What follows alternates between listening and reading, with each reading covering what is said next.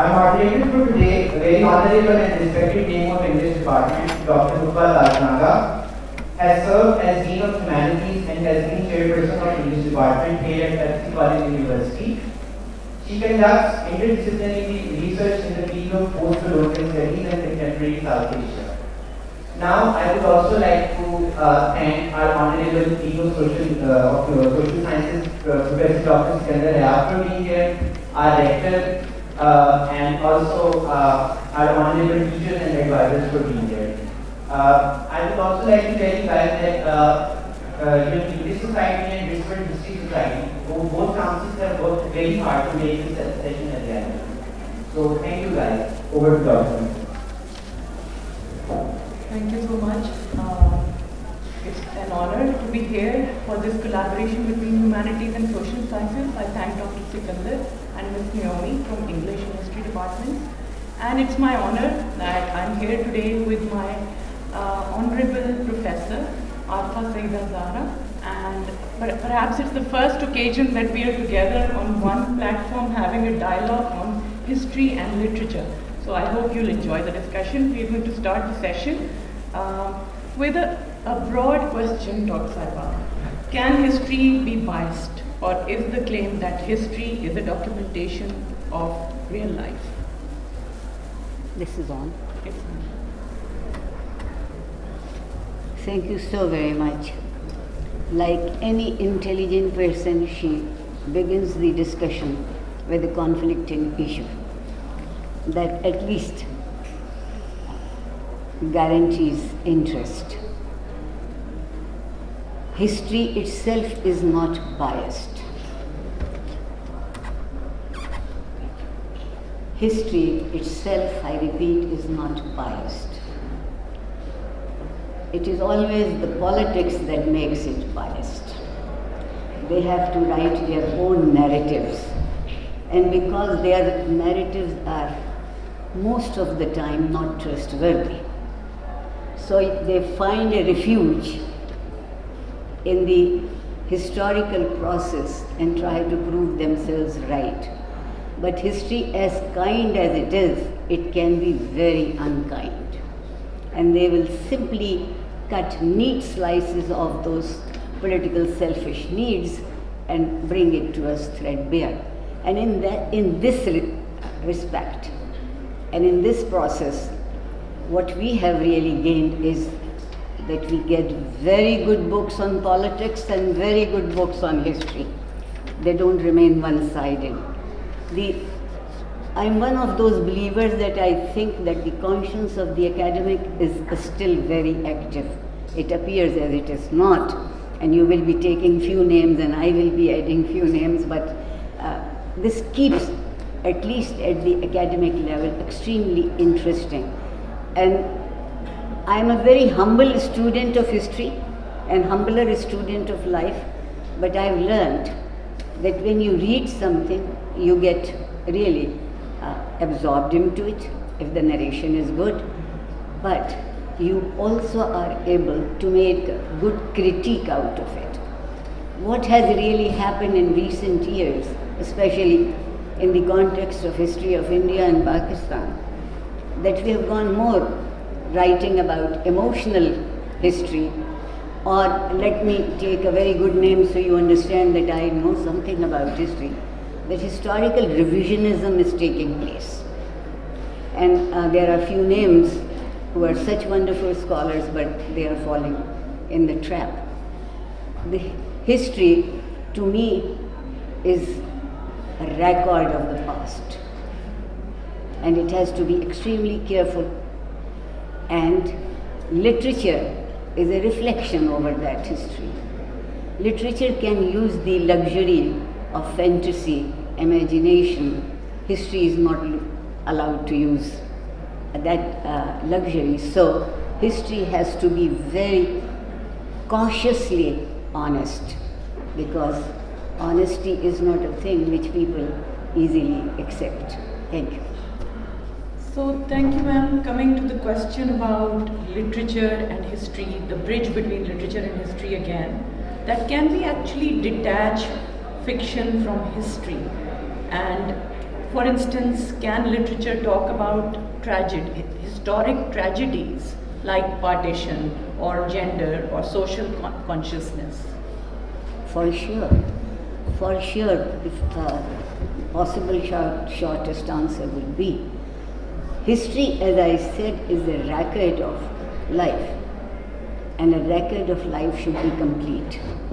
Should not be making choices that this is good and this is bad. Whatever comes the way it should. But history has a greater responsibility, much greater responsibility than literature. Number one, it is known as the mother of all the disciplines in the world. And Arabs used to call it Ummul Ulum. Even of sciences they brought it. History has one good thing about it, if we can. We like to be critical. I wish we could become analytical. And in that way there would be compassion. Compassion brings understanding. But when, I'm sorry I'm using this word again and again, when the politics steps in, compassion leaves, because then it becomes competition, more aggression, proving yourself right, more right than the other. And I don't think we can separate history and literature. The best literature is written that is based upon historical true record. And the best history is written which has taken into account one of the finest pieces of literature in the world. But again, just elaborating a little bit more, that could could history be as bold as fiction? For example, if we look at Manto, we find his writing very bold till the point people think it's controversial. I do not wish to be sounding mean, but at least Manto emboldened one historian, one very fine historian of Pakistan, America, Arfa Sayeda. She based all her the latest writings through Manto. But I'll agree with you. Number one, nobody can write like Manto. Nobody can ever try to be Manto. He knows how to say few things in one word, many things in 10 words. That's all. He is something different. But if somebody starts writing history like Manto, it would be very easy to take back their nationality and expel them from here. Very easy. Whenever you wish to go out, please do that. The question is that the permission of fancy, imagination, writing not in a flimsy way, but covering it with the beauty of expression, this is not allowed in historiography.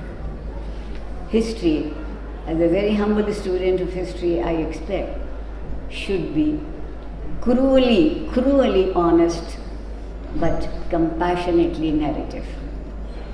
Compassionate narrative. History cannot have very ironical narratives. Nobody will read it. Already nobody reads history, because for the last 75 years we have been trying all our best to change our history. So many times we have changed it, and many people would love it that my Mehboob General Ziaullah totally gave you a different history of Pakistan studies. But here are very fortunate people like me and Dr. Sikandar Shaheen, Sikandar Hayat Sahab, that we never read Pakistan studies. We never had a compulsory Islamiyat, but I can say with some claim that we are better Pakistanis and better Muslims. At least very comfortable, whatever we know about us. The other thing that you bring to India and Pakistan, we do not accept each other. How can we understand what we write? We live on a threshold of doubt. It's not skepticism. I'm not using the word skepticism. It is doubt. They have to really bring something. As we say in Punjabi, there should be some shugli somewhere. Is it doubt or a sense of denial? I wish it was a sense of denial. Then we would be really satisfied. Then you know that, okay, somebody feels so strong that it is not. But it's not a denial, it is revisioning. Like, if I may use a very strong word for Aisha Jalal, that after every few years she regurgitates all what she has ever said it. And if you have Shashi Tharoor in his mind, if you see Shashi Tharoor, he is a role model for speaking. Nobody speaks better than him. He is a role model for use of language. But when you see the acidity of both the things, then you realize that Mr. Shashi Tharoor, why are you wasting yourself for nonsensical things? And he is good. One thing about Shashi Tharoor I liked, that he says that Modi is the worst victim of historical revisionism. Saying in Modi's time, right being in his country, you could say that. But I'm sure we Pakistanis, and mostly the youth who is there, we cannot say anything, whatever has been written once for all. Anybody who thinks that history is written only once for all is not understanding history, rather underestimating history. History will always have different meaning when it is put in the different perspective of the understanding of changing times. If you do not realize the need of the time, then you are not reading history. You might be reading a film story. That will be good. Right. Since you mentioned South Asian historians, so a question comes to mind that do you think history is damaged or romanticized in the South Asian context? Sorry, Nukhbah, but I have to agree with you. It has been extremely emotionalized, and it has damaged not the discipline of history itself, but people like me who like to read history to know something. We were not present at any and every bit of time, but we would like to relive that time to understand the continuity of time.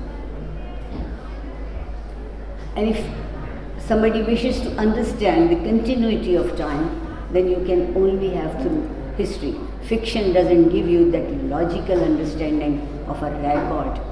Fiction reflects and reflects beautifully, and that is its beauty. And in our case, in the case of subcontinent, we have been more emotional to history as we could have been to literature. Right. That's why we don't even read literature. That's We right. don't read literature and history both. Let me say something which is not directly connected to either history or maybe history or literature. But we have this, what I call Jane Alam Ka Tota, just the size of our palms. And we use it 24 hours. And for 23 hours we are asking each other, what's up? So something which could give them a world of knowledge. It has that treasure in it. We are using it. What's up? Aur kya hai? And I keep on telling them that Pakistan has not changed drastically in 75 years. I assure you, it will not change in the 50 minutes of my class that I am with you. But they insist on that. History does not change. I believe history should change us. But we have reversed it. History has not changed us. Whatever we don't like, we change history. So it's so good. Basically, there should not be any conflict between history and literature. I still think Quratullah and Heather's novel, Aag Ka Darya, which she herself has translated into English, is one of the finest documents from prehistoric age to 1947. It starts with one character, Gautam Nilambar, but ends with the same Gautam Nilambar. So she is basically walking with the subconscious of the history. She is not consciously walking with the history, but some subconscious of the history. And that subconscious dialogue with time gives it a stature of a great literature. Great literature. Or if you wish to see, I know if I start reciting Ghalib here, I will have my rector side here who will enjoy the best. Ghalib, after 1857, he wrote a couplet. अब बादे शबाना की सरमस्तियाँ कहाँ? I know I am talking to deaf people, no problem. When it comes to Urdu. अब बादे शबाना की सरमस्तियाँ कहाँ? उठिए बस अब के लज्जते ख्वाबे सहर गई. Reminiscing the days of glory when you could enjoy time as it should. He says, no way, now you cannot waste things. Baade Shabana ki sarmastiyan kahan. If in this very pious and muttaqi mashra I can translate Baade Shabana as the last drink of the night, which should keep you in its ecstasy till the morning. And Ghalib doesn't mean here liquor, he's meaning the thoughts, the recollections, the analysis, the whole, and the days are not only days, they are all the time past. And the night is not the only night, it is a new dawn coming. So prepare yourself for the new dawn. Coming back to South Asian historians who are really our focus today, I would like to ask you, how do you think the South Asian historians are reinterpreting the notions of nationalism and secularism? They are no more secular. They are no more.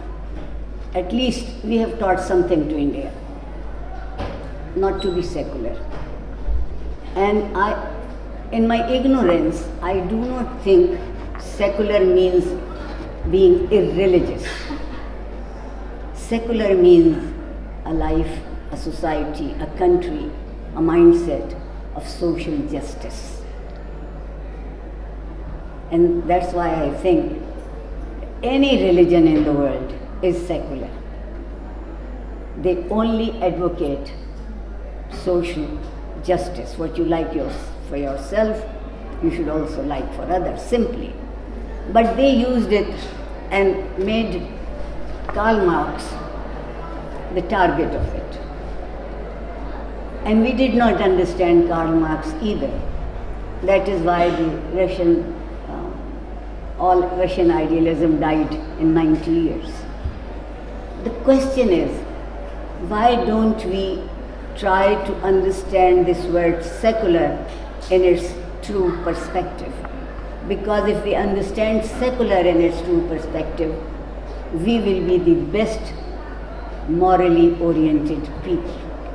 What has happened in India and Pakistan and what is happening now, that we think religion is only few traditions or a way how to behave and that is all. No. I'm sorry, no. I'm sorry, no. Religion are basically the rules for a moral life, and that is ordained by the divine in every religion. And if you follow those religion, morally lives, that's it. Religion is not what you do and what you don't do. Religion is what you think and what you should not think. So we don't go up to thinking. Why to bother ourselves? It's a very painful thing to think. So it's very easy just to remain on the surface. Let me tell you once again, that Modi is an extension of the, before Dr. Sikandar Hayat, I should not be saying these words, but he is the authority. I'm sure you people know his recognition in 75 years of Pakistan history. 4 historians have been recognized as the most trustworthy historians. Dr. Sikandar is one of them. 4.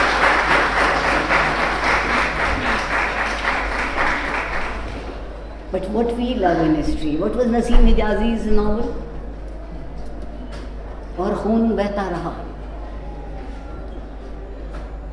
These historic novels that have come, and I'll come back to your question, they have taught a lot of violence, hatred, and self-love. We have translated Iqbal's Allama Khudi. Allama Iqbal's idea of Khudi, we think that we are the best, the rest world does not remain anywhere else. Your question about, I forgot the half of it. The question was, do you think South Asian historians are reinterpreting the notions of nationalism and secularism? Sure. Pick up any Pakistan studies book, and these dear children of mine are subjected to study Pakistan studies from grade 3 to until they keep on continuing. Wow, what an irony. All those who were opposed to Pakistan, all those who really put every block in the movement for Pakistan's existence and independence of Muslim, today they are the ones who claim to be the best guarantors of Pakistan. Manzilon ne mili jo shareek safar na the. So that is what happens in our life. You will always see that they will claim that we have done. The question of being up. The other thing is that I should plead guilty before you. I do. We never delivered the history that you should have read, understood, and loved. We deliver you every government's point of view. After every 4 or 5 years, our history changes. Nowhere history has changed so easily as in Pakistan. At least we have taken this mastery that we cannot make a future, but we can change the past. That is we love to do. We love to do to keep the past alive. If you wish to keep the past alive, have a very vibrant present where you can analyze, you can think, you can choose, you can discriminate, and take the good ones ahead for your future and leave the rest just to die. And the Indian and Pakistan historians, when it comes to our history especially, history of the subcontinent, they are very good when they are writing other histories. They are worth reading really. But when it comes to our shared experience, we live on 2 things. A sense of aggrandizement and a sense of hate. For us in this area, history is becoming a good shot against the COVID of history. No good history should reach us. There is, and you must see how Mughals are being portrayed, how the local Indian rulers are being portrayed. It is a mindset that is coming up. I'm sorry to say history makes a mindset. History does not follow an already casted mindset, and then that is no history. That is then no history. So, based on what you've just said, do you think psyche plays a role in history and literature? Psyche. For sure. Psyche plays a role for everything. Even before Freud discovered it, it was playing a role then. What is a psyche? And I think psyche is made of our culture and our belief, both the things, because they are the reservoirs of our values that we should live with.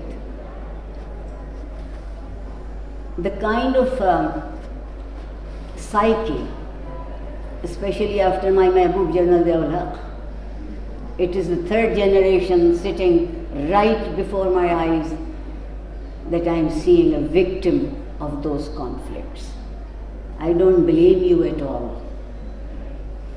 You took whatever was given to you, and I am so confident that if something different was given to you, you would have taken that also. You never said no. And you today are saying no to those things who were the things that are called culture. And I translate culture as tehzeeb, not as thaqafat. Thaqafat is no word. Thaqafat are only the sub-colors of a culture that you can have. The psyche is built on two things: on your perception of your own self as an individual, then your perception as a group, and then from group you rise to a community, and community to a nation. And what are we as a nation? तेगों के साए में हम पलकर जवान हुए हैं. सिर्फ जवान होना ही ज़रूरी था, बाकी जिम्मेदारी ख़त्म हो गई.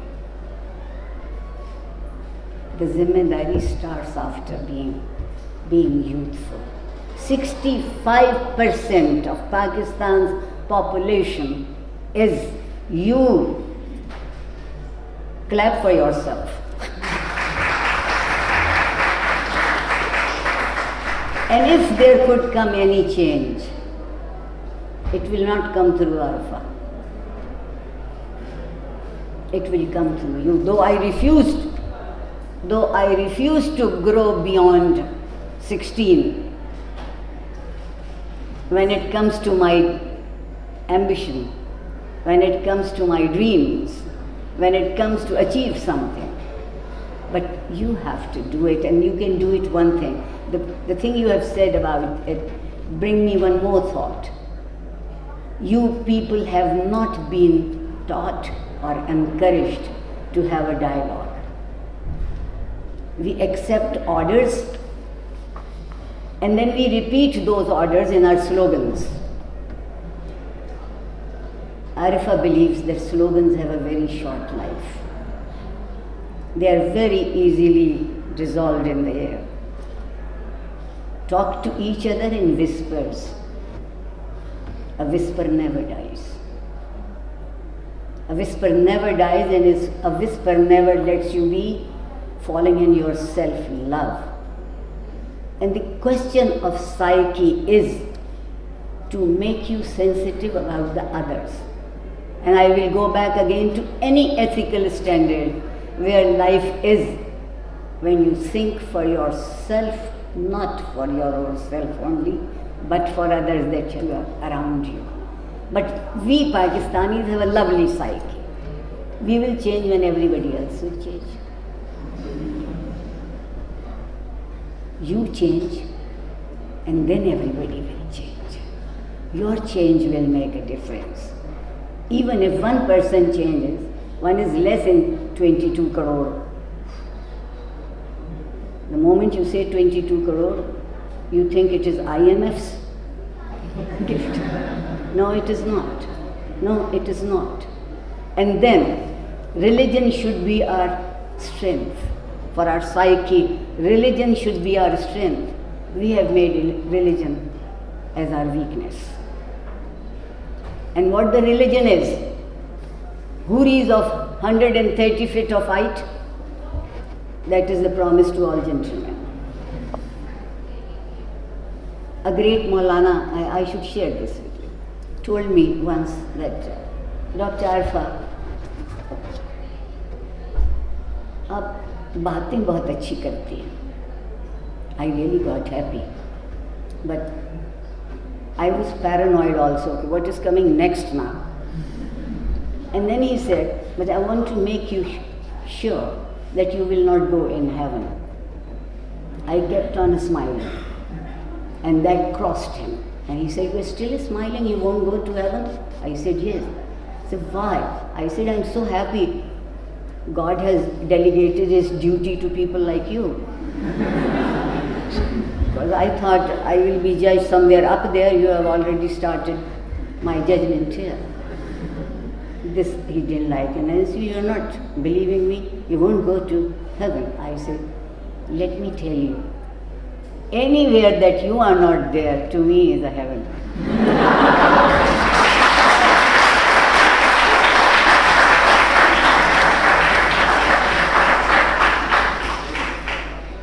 Why are you preparing me for the afterlife? God has given us this life to prepare ourselves, and with a very satisfied conscience we should go and say, we could do all what you said, but we have tried. History is one thing that we should try, literature is the second one. And both of them, I must say, they are complementary, they go back to back.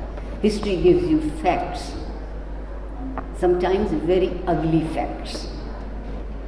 And we do not like ugly facts. Literature turns those even ugly facts that you mentioned, Mantu, into a gripping story. In few words, but a detail of many centuries. And that is the art of literature that you are such a good teacher, Langah. Thank you. So finally, moving towards our conclusion, as you already know and we discussed earlier on as well, that Fukuyama suggests that history has reached its destination. What do you think, and what would you like to convey to students of history and literature? Number one, until you people, and after you many people, and then after them many people are there, history cannot end. Fukuyama has a very childish idea that because America could end Cold War, so history is done with, no history after Cold War. So because he thinks now America is the poor thing, never knew that Trump is going to come. Otherwise he would not have said it. He said it earlier than Trump. Then the wealth we have, all the virtues of democracy we have. Democracy we have an empty word. Does not carry anything, does not deliver anything. So, we can have a public vote, but I am sure as long as the world is here, two things are going to live by: history and literature. And why I am sure, all those books that we call divine books, they are history. And how much literature has really initiated from them, it is there. So until you and I think to live a moral life, until if you are crazy like me, if you think that my eye should not lower down before myself, history will never die. History is your and my conscience. How can we let our conscience die? And literature is yours and mine solace. When conscience rises too bitterly, you need some lollipop to give it. Then no, we are not that bad. See this story. It says the same thing, but in a much, much finer ways. No, both the things will remain. Like many Fukuyama says, even Fukuyama has become a history. He said that history is gone, history is not gone, history will. And history is not something, let me bring a little philosophical idea to this. Last century was not history. I came into this room at 12:45, and now at this point of time, it is history. Thank you. Thank you so much. Over to Mary for session. I think our minds are educated enough to ask questions. So if anyone wishes to ask questions, can we have the mic? Thank you.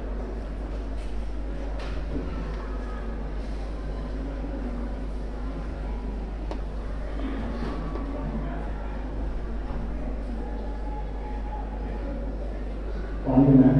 Thank you so much for listening to the my question is that you If you can have a little distance between your mouth and mic, I can hear you better.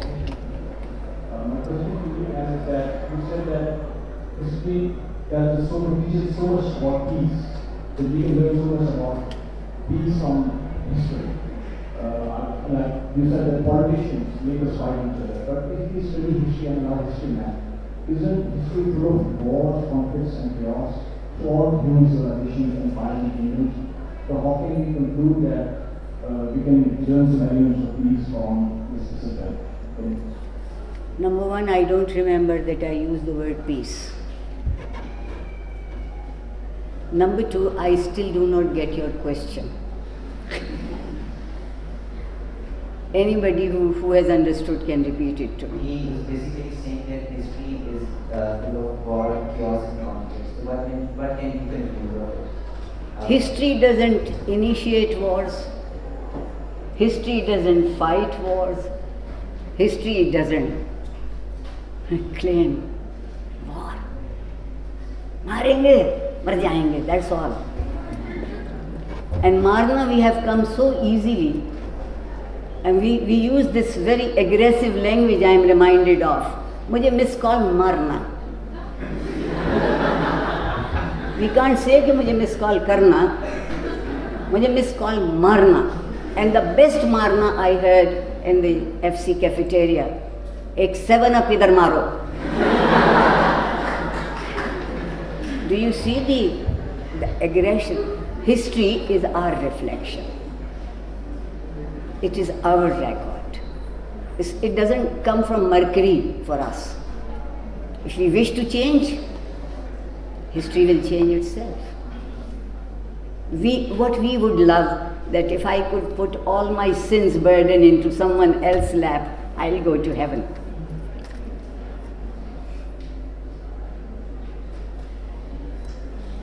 Do we have any other questions? 1 and 2, 3. Assam, I Wali. know the basic question. How do you know if history is biased or not? How do I know? If the history is biased or not? Survived so long. He's saying how the History is biased or not? It is, if you wish to use the word bias. These days, most of the historians, and let me use a bad word, for a very cheap popularity, they simply write bad things. Haven't you heard bad things saying to people, each other, all over FC? History should be biased. And ask me why. Because it should differentiate between evil and good. It should differentiate between true and false. This is a bias. But our history does not. When we love to, we are basically, do excuse me, for history for us makes hero worship. For history is not a happening of the times. Our history revolves around personality cult. So if history is only cult, then it is biased in a negative way. And if history tells what you and I think, then history is biased in a very positive way.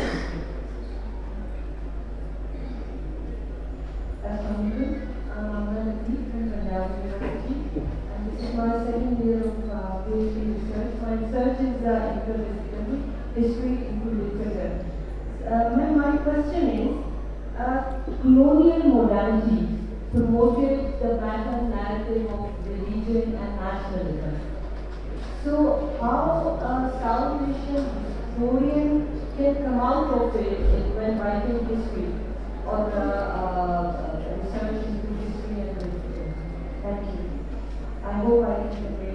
You are saying that colonialism brought in the idea of religion.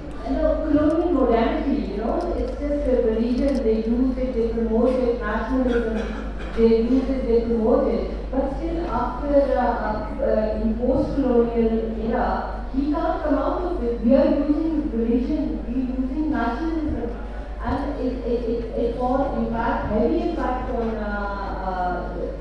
this research and scholarship of South Asia. So how can we researcher or scholar can come out of it? I love it. We are such a prescriptive society. So if I give you the 2 tablets of sabr in the morning and 2 tablets of truth in the mid of the day, and have a good nightcap with 2 tablets of your own culture, it's not like that. Okay, colonialism brought their ways. They will. They should have, otherwise why they were here. But when they are gone, have they taken our thinking process with them? Or they left something for us to think? We are proving Lord Mountbatten correct, not Qaid-e-Azam. Lord Mountbatten said, I am leaving brown bodies with white souls. And Qaid-e-Azam said, you are free. You are free to go to your mosques, to your temples. And the best that my Qaid said, and nobody wishes to remember it, who are at the helm of the affairs, religion is not the business of the state. We have done this harm to ourselves, that religion was made the business of the state. Now state does nothing. If they need money, they go to IMF. And if they need very, very, very neat and clean money, they go to Saudi Arabia. But where is thinking? Where is the thought process? We gave up. We are worse than what we were when we were colonialized. We are worse now. Our mentality is, I'm sorry to say, a badly slavish mentality. We only live by moment to moment. That's it. And nobody can give you a prescription for that, except each one of us can try to make ourselves not better, but different. I'm not asking you to get better. We get better so easily. Where have we reached? Even in British times, we never. Believe me, sometimes I was of your age. And there were volumes of books, editions of books. Now I see the advertisements all over pasted. Barize, 2nd volume, 1st edition. You have changed language. And language changes when concepts change. If you wish to live according to what you wish, have your concepts cleared. Have a volume of thought and an addition of action.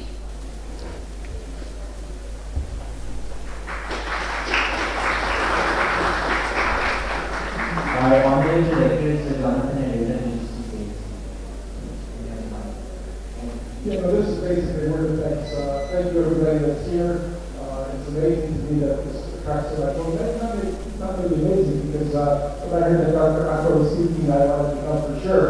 But I'm glad that so many people share that because thank you Professor Dr. Langah as well for moderating it. Such a great set of questions. I kind of, I was born in, I suppose, a different century, a different age, but I really was also attracted by the time of literature and history. And I don't know about you and your path through life or where you started or whatever, but for me, and I would say even from primary school, history was a huge, huge interest. And literature later, I think, became an interest as well. So in this session, to intertwine them is very good. I guess the other thing I'm going to say, I can't quickly come up with an Urdu or English or any other expression as well. But this notion about there's got to be a special place in heaven for people that intellectually challenge us. So you talked about other ways things can happen but I think that the intellectual challenge is part of that. And I always, sometimes I see on the internet, on YouTube, but I will say that I'm always reading the time I've heard you speak, intellectually challenged, and I would even use the word inspired as well. It really gives you something to think about. And so again, thank you. I have to sit down for another meeting, but I really wanted to express my thanks again to you, Nukhbah Langah, and everybody that's here as well. So thank you. Thank you very much. Thank you. Thank you so much, Dr. Abdul. I'm humbled. I'm humbled. I'm humbled. Okay, we still have some time for questions. Anyone who might not get one? Thank you.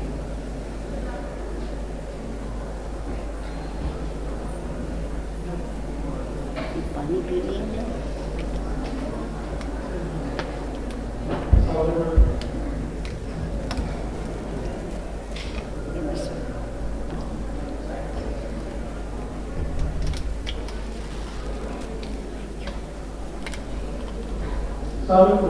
Walaikum assalam.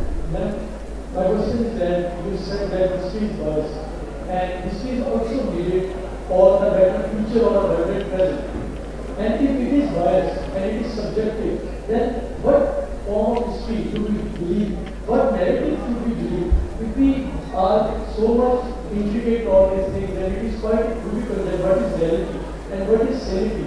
Then we would have a different future. We would have a different past. So what narrative or what biased narrative do we believe? Thank you so much for asking such a good question. History is biased. Having good ideas are also biased. Why do you think that bias is only having something wrong or bitter?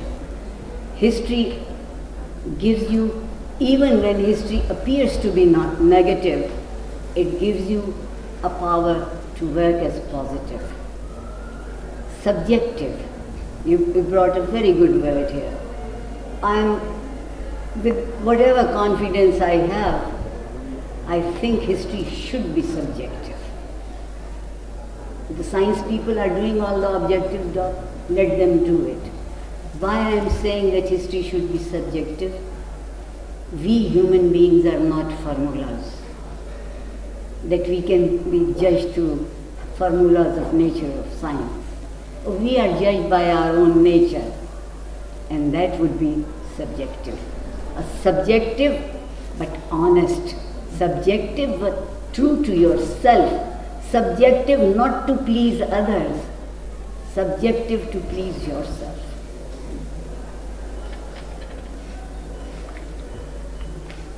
So, can you have the mic at the there? Thank you.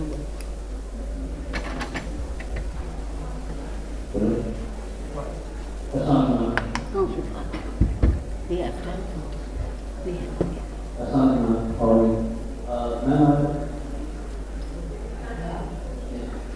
Oh, the president, sir. The president, sir. Ji. Now I have a question. When it comes to historical events, for example, the partition or any war in history, how important is it to consider the other side of the historical perspective or literary perspective?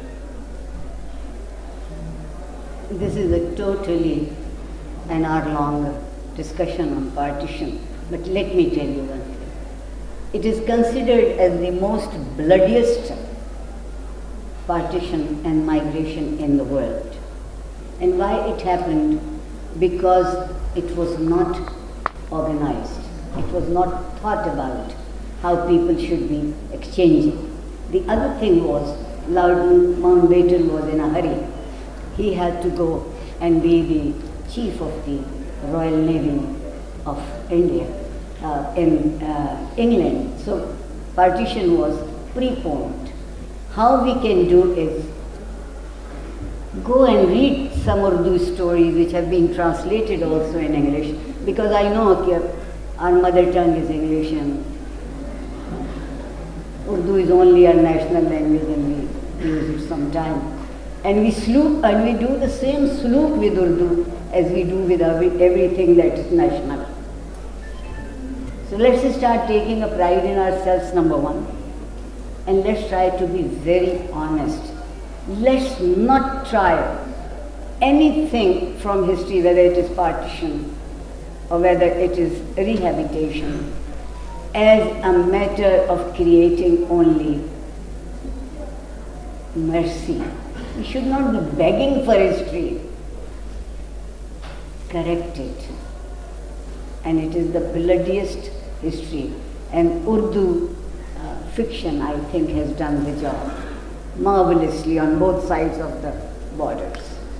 If you wish to read good history, read few of Sana. Rajendra Singh Bedi, Krishan Chandra, 10 furlong लंबी सड़क, Manto, खोल दो. You want some more? Are they enough for your homework? No, you're very right. That it is us who has made things bad. And if we correct, things will not look that bad. We can be very honestly, sincerely, one thing is missing, and that is intellectual integrity. If you keep your intellectual integrity, you will find the answer in your own questions. I think we are done with the questions, and we can have the last one. Sure. This is the last one.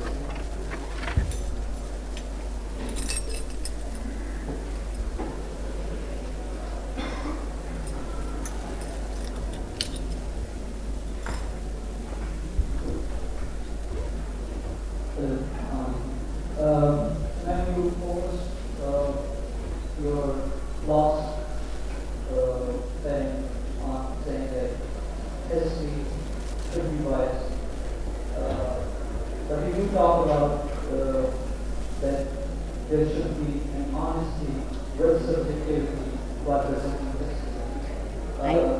How do you look at because if we see regarding Pakistan, or if we go a bit deeper into their time, history is presented in a way that serves the center, not the periphery. How do you look at this from the perspective of somebody coming from the periphery who have more the forefront of history, because history does not serve people. What I'm saying, history does not serve people. I'm talking about Pakistani version of history.